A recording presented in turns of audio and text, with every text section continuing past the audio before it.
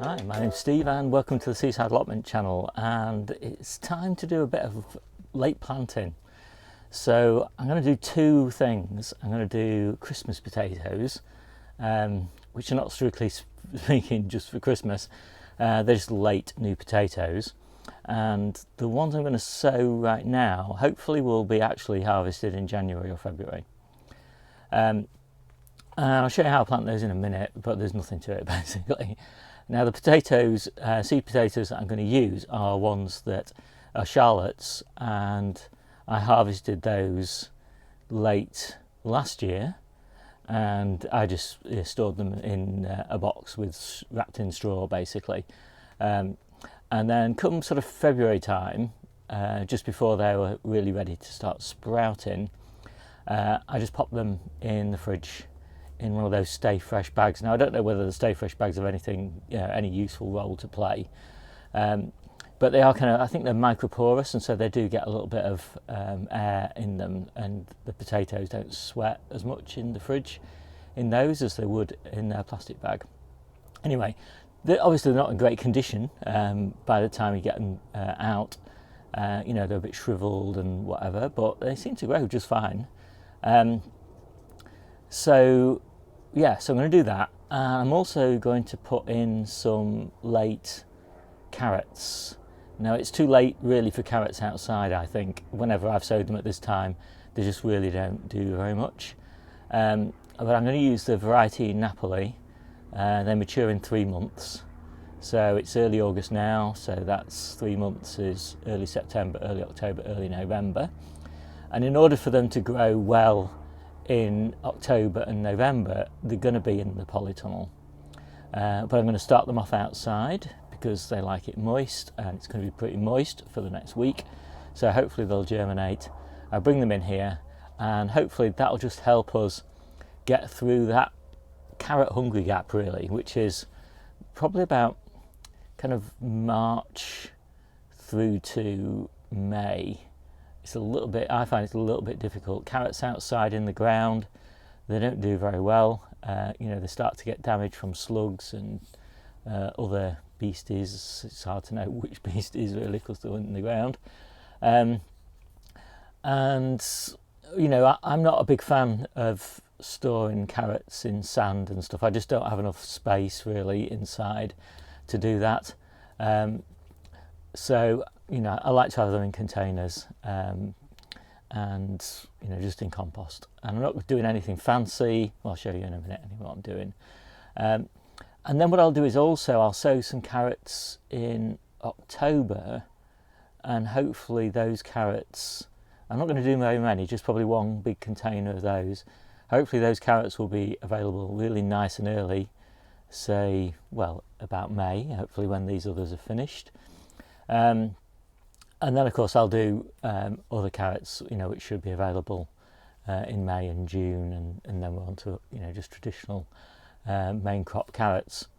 So that's kind of my strategy for carrots all year round. I mean, pretty much anything we can get all year round as self-sufficient vegetable eaters that we are, we really like to do that, provided the quality is high. If we can't get the quality high, obviously, we just it's not worth doing. And we can't stand frozen veg, so if we can get it fresh, then we will with high quality. If we can't, we'll just look for an alternative. Spinach is a good example of that. We don't try and grow spinach in late June and July because the quality is so low. We've got some great alternatives. But carrots, so far we've done pretty well. We've been pretty happy with the quality, and beetroot and things like that. So almost everything that we eat, that we get something all year round. So we obviously things like florrets, cauliflowers, calabrese, purple sprouting broccoli, things like that. It's not really practical to get any one of those things all year round, although some people might claim you can do it with cauliflowers, but I don't really think the quality is that high at some times of year. But you can get florrets all the way through, so that's kind of our approach is, we'll try to always have a florret available every month of the year in peak condition. Anyway, let's get on. So these are the seed potatoes. Let's have a quick look at one. You can see they're pretty good. They don't really need to be chitted at this time of year. They'll grow just fine. You know, and chitting's really just to get things early. And obviously, you know, we're not trying to get these early, we're actually trying to get these late. So it's not a big issue, provided obviously you sow them in time. They're just chitted because we've been saving them for a long time. And that's what you end up with. 3 chits is fine. If there were more than 3 chits, I'd probably just take some off. So that's got more than 3 chits on it there. I'll probably just take that one off. Otherwise you just get too many really tiny potatoes. We're not looking for big potatoes though, you know, because we just want small salad potatoes here. Obviously we've got our main crop potatoes if we want something bigger. So yeah, I'm pretty happy with those. I've got 13, I think. I'm going to plant them 1 per large flower tub. I've got these small flower tubs as well. I think these are a little bit small. I think that you do get a slightly better yield in this slightly larger tub. And I haven't quite got enough of these, so I'm going to sow 1 large tub, or maybe 2 of these little tubs. I'm not quite decided yet. But this is basically good enough for a week for 1 person in salad potatoes. And since Debbie is the only person who eats potatoes, I don't like them, it's perfect for her. So, and they're small and they're light, they're easy to move around. I'll keep them outside as long as I can, because inside the heat of the polytunnel, they do get a bit leggy. So I want to keep them as small and sort of manageable a plant as I can, and keeping them outside hopefully will achieve that. I've got lots of little spaces where I can cram a few buckets of potatoes in. So I'm going to start that. So this is the compost that I'm going to use. I've chosen this for no specific reason really, it's just that the supplier that I get most of my compost from, this is the multi-purpose compost that they don't have anything else, and it's really cheap. Obviously it's possibly not ideal given that it's sphagnum moss peat, but the advantage of that is no recycled materials, which we've had lots of problems with this year, with contamination with weed killers. And potatoes do like it slightly acid, so this seems like a good solution, but we will see. I never really got any great solution for, or standard for, what compost I use. So this is the fertiliser that I'm using. I actually got this about 3 years ago when I actually started gardening, and I got a few bags of it and I'm still using the same stuff. You know, I'd probably use an organic alternative now, but since I've got this, that's what I'm using.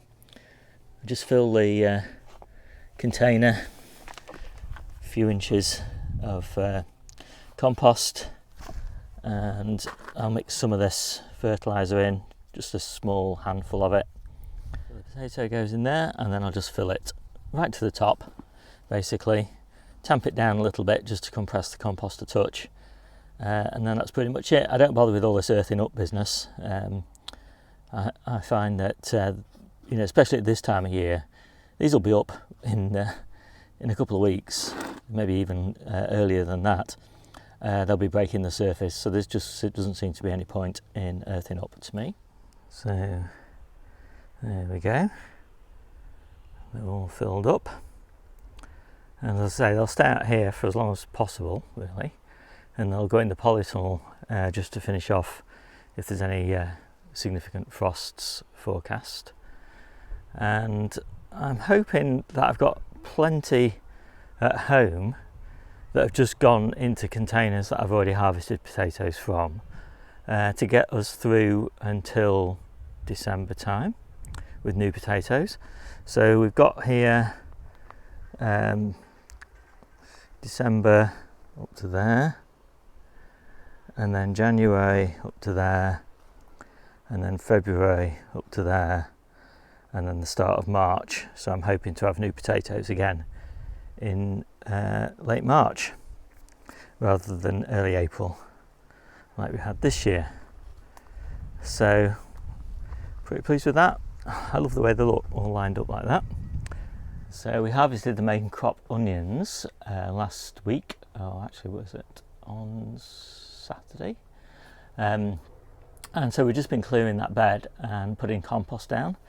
And because I will be covering that bed with spent mushroom compost in March, April time, before I plant the brassicas, I don't want to compost it again with bought-in compost, so I'm going to use my own just to provide a bit of nutrients for that bed. And it's going to have salads in it, so it's going to have the spinaches and lettuces and radish and some bits and pieces like that, and they're destined really to feed us in September, kind of early October time, and then the beds that we've got under cover will take over, and then later on, sort of December, January, the polytunnel will take over, and then the undercover beds will take over in March, sort of April time. Polytunnel will get replanted, so it's a complete kind of cycle that we go through. So I thought I'd just show you the compost because we've just emptied one of the bins, and this is the sort of compost I can make, and it's not great and I can't make enough of it, and that's why we buy in spent mushroom compost as well. It starts in these big 1 metre cubed compost bins, gets mixed with horse bedding, which is wood chips and horse droppings and urine, and then it sits in these, gets turned a couple of times, and then once it's in reasonable condition, reasonably well rotted down, it goes into these Daleks, and this is what we kind of end up with. So it looks okay at first glance, but if you kind of look really closely, you'll see there's still quite a lot of wood in it. So I don't really like planting things in it, because there's still so much wood still to rot down, but it's fine as a surface mulch. I do sometimes just put it at the bottom of containers, although I don't use a huge number of containers now, but it is still, you know, fairly useful in containers at the bottom, just to fill them out and to retain some water. Put some more nutritious compost at the tops. You can see some grass in there, look, still not rotted down, which is quite interesting. So the other thing with this compost is it's full of weed seeds, because it's, you know, it's vegetable waste, it's the roots of, you know, brassicas and beets and chard and lettuce and things like that, which obviously brings weed seeds with them. It's grass, which has got plenty of weed seeds in it. More grass here, look. And it's horse manure, and that's got weed seeds obviously in the drop-ins, depending on the time of year. And so, yeah, I don't really like it on the surface, but since we're going into autumn, and that bed is only short-lived, so it's only going to last until October time.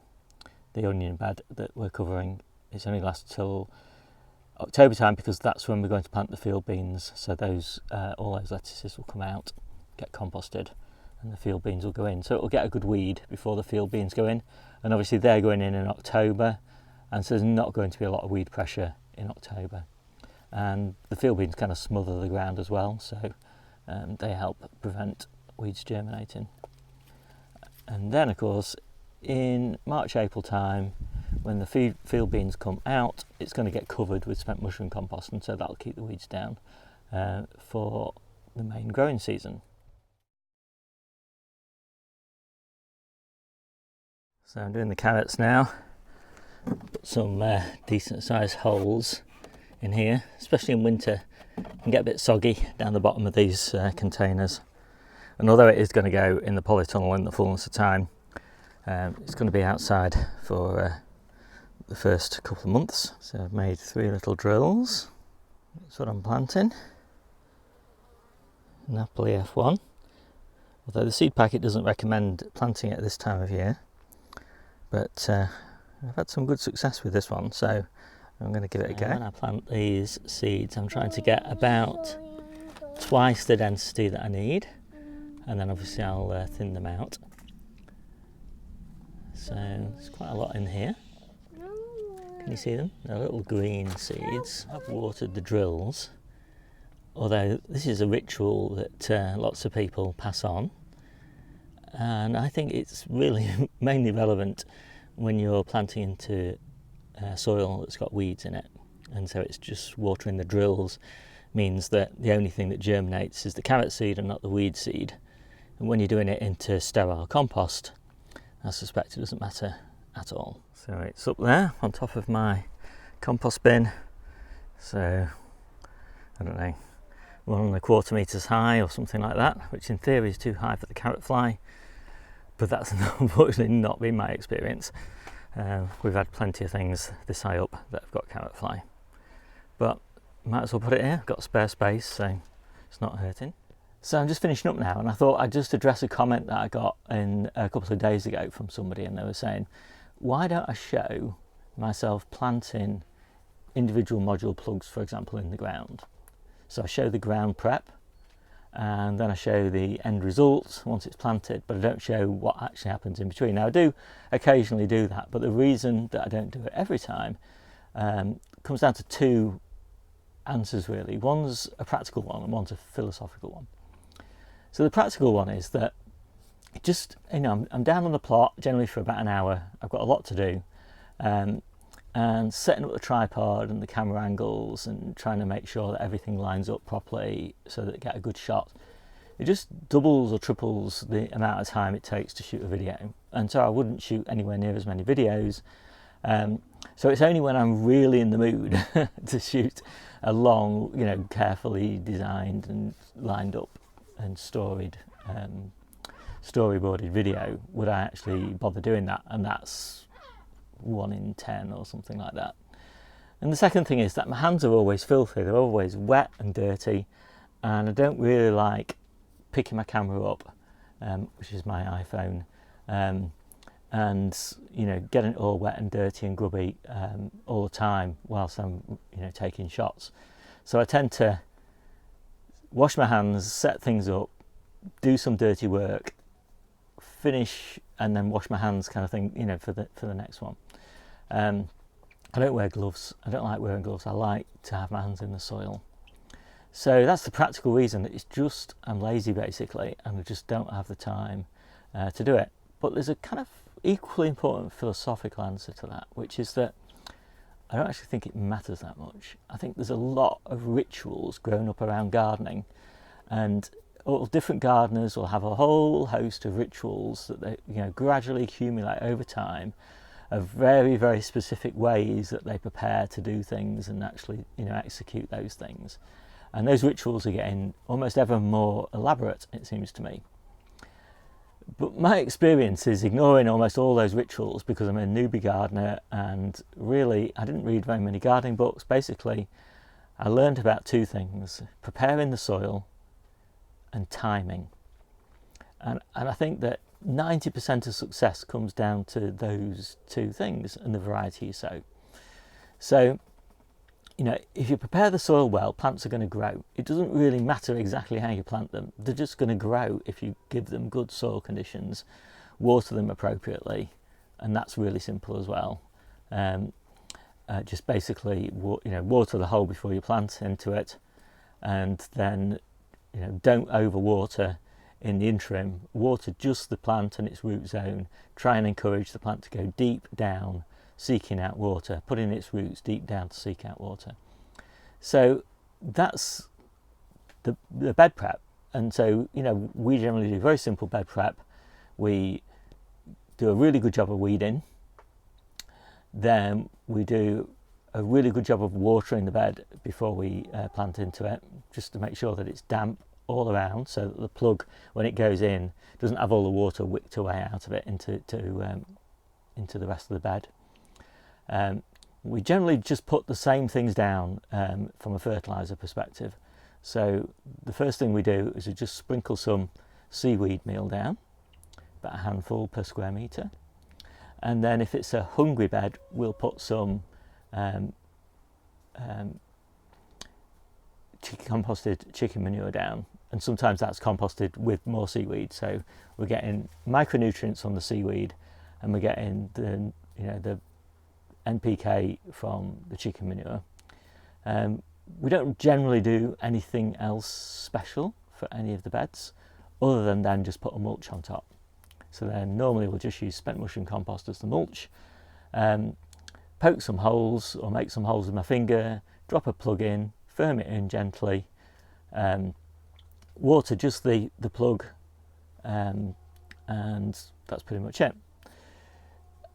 So that's bed prep, and I think just a good basic bed prep routine is really important. So the second thing that matters is timing. Timing is hugely important, and if you put the things in at the wrong time, you're not going to have success. So too early, too late, just before a really bad storm, like I did the other day, and from a timing perspective also, it's not always that easy to get it perfect, because the weather's so variable here. So unless you're putting it in a really controlled environment like the polytunnel, you can often get the timing wrong. So it's useful to keep some spares, so that if you do get the timing wrong, you've got something to plant as a replacement. So having some spares is really important to getting the timing right, just because it's not all under your own control. And varieties. So varieties are really important as well. And I think that that's kind of partly trial and error as to what you like and what works well for you in your conditions. And beyond that, I think a lot of these other rituals might work for some people, but they might not necessarily work, because they might not work for the variety you're planting, they might not work for the soil conditions you're planting into, they might not work for your local microclimate. There's all sorts of variables, and so these rituals that people build up over time and promote on YouTube and books and things are not necessarily that vital. Better to learn on your own, observe how things grow, see which varieties grow best at which times of year, observe the way you plant things, maybe experiment a little bit with different watering strategies. Just observing really is the key thing. Observe the stuff you grow, see what works, try and figure out what it was that worked for you and what didn't work for you. Experiment next time, hold some spares, because nothing ever goes right all the time. And so that's pretty much it. So anyway, that was quite a ramble. So I told you it was a philosophical answer. Anyway, with that, I think I'll leave it there, and I'll see you soon.